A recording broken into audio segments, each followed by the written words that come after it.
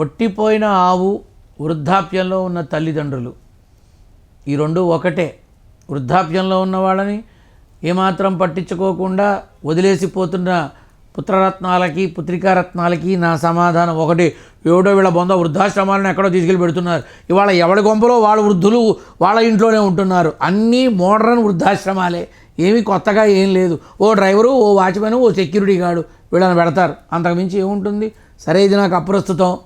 Go సంరక్షణలో కూడా వట్టిపోయిన ఆవు అంటే పాలు ఇవ్వని ఆవుని నిర్దాక్షిణ్యంగా నానా రకాలుగా చేస్తున్నారని మాధ్యమాల ద్వారా తెలిసినా ఏం చేయగలను? వంటివాడిని, నా దగ్గర శక్తి ఏముంది?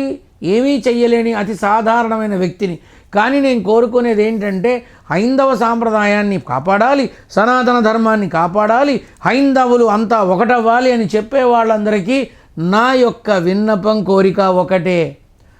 మన పిల్లల్ని మనం కాపాడుకుందాం, మన ఆడపిల్లల్ని మనం రక్షించుకుందాం, మన గోమాతల్ని మనం కాపాడుకుందాం. ఇలా ప్రతి ఒక్కటి ఆలోచించి ప్రతి ఇంటికి ఒక హైందవ సైనికుడు వచ్చి సనాతన ధర్మ పరిరక్షణ సమితిని నిలబెట్టి ఖచ్చితంగా వీధికొకడు చొప్పున మొదలైన కనీసం మన దేశంలో జరుగుతున్న హింసావాదం ఏదైతే ఉందో, హైందవ సాంప్రదాయం మీద తొక్కి పడుతున్న విధానం ఏదైతే ఉందో ఇవన్నీ ఆగిపోతాయని ఆశ.